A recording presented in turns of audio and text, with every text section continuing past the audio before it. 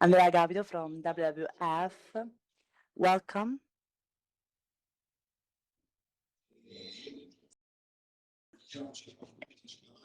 Okay, let's shake our hands.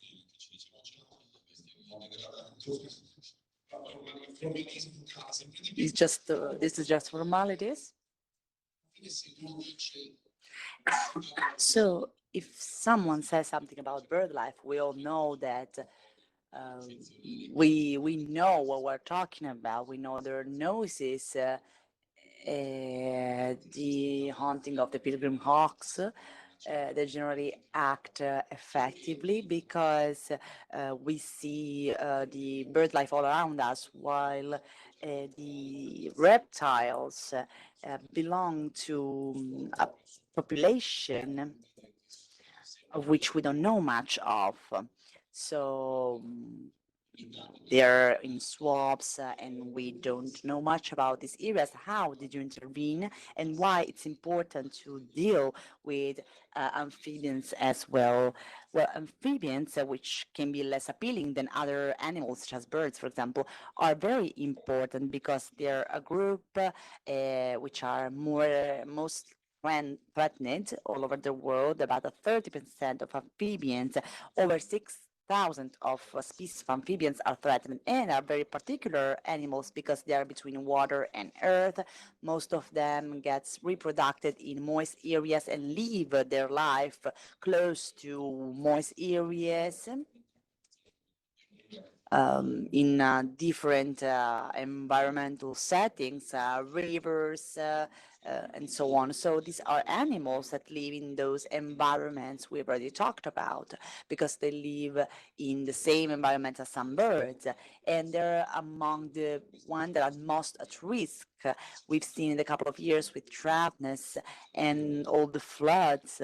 And which can be very devastating. All these environments are at risk, and easier drought started in April, so during the period of reproduction of many amphibians and for many species that was a problem, specifically in the low part of the lowlands along the Po River, for example. And of course, this puts the reproduction of many of these amphibians at risk. So definitely this is one of the main problems, and amphibians are indicators, they're very sensitive indicators because their disappearance is actually happening very fast. We are seeing how in these last 20 years, from the monitoring we did to set the interventions, we've seen that many species disappeared in many parts of the lowlands. I remember the newts, for example, which disappeared. The newt, the crest newton, this newt disappeared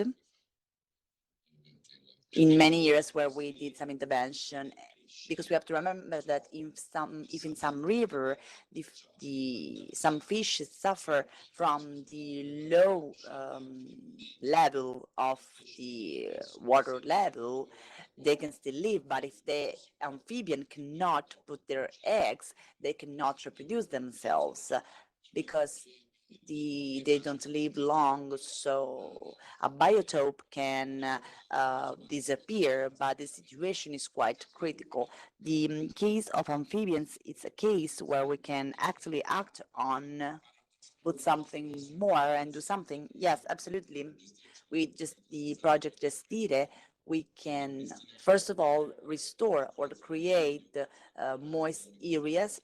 We restore the other areas with direct events, with life, and with the complementary funds activated by the facilitating technicians, which allowed us to widely intervene on many areas. Then we also intervened on some alien invasive species, which can be devastating for amphibians, such as the crayfish of Louisiana, which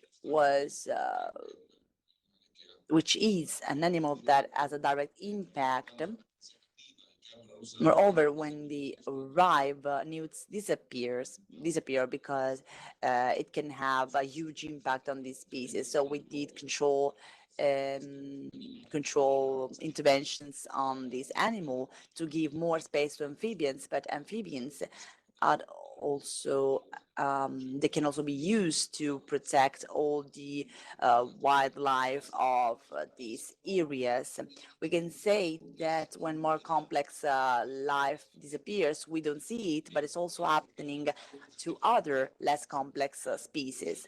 Yes, in sweet waters is very difficult. We are losing many species of fishes, and for example, we have sweetwater mussels that are disappearing al- in the Po River. So it's a very critical situation. Amphibians are an indicator, so it's very important to work on it. And the last intervention, and then we will be a video. We've created with the region and other entities two reproduction centers for amphibians, specifically one in lowland, another one in the hills. There's one in the Banzago Oasis of WWF, where we reproduced many species of amphibians that are targets in the project, and the center of the Bergamo Hills for other species, despite COVID, which is a kind of toad. A very nice species that we will be able to see in the video. But despite COVID, we missed a couple seasons of work because it arrived in a devastating way, in the worst possible way for amphibians. This year, we were able to reintroduce about 30,000 species in this area, and a species that it is difficult to reproduce it, but we did it in different valleys, um, and we hope that this would reinforce the populations and allow to protect these species. And we also hope that we can intervene on other areas, for example, along the Po River, where we are doing a big project as well that would restore some areas where we had specific species. And we hope that thanks to the project Natura Connect, we can intervene on these areas once restored. Having a healthy biotope is easier than having creating a site. These are biodiversity banks that have to be let go because there are many variables. The reproduction center allows us to have a high surveillance percentage. We had a 95% of survival of different species that cannot happen in nature.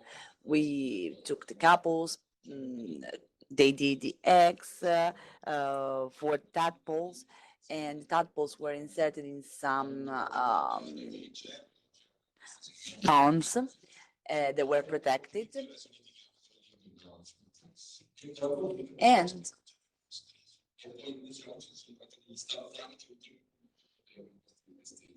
there are other species at the same time protecting these tadpoles. So we had a huge success, and we can hope that we can restore these spaces when we create the proper conditions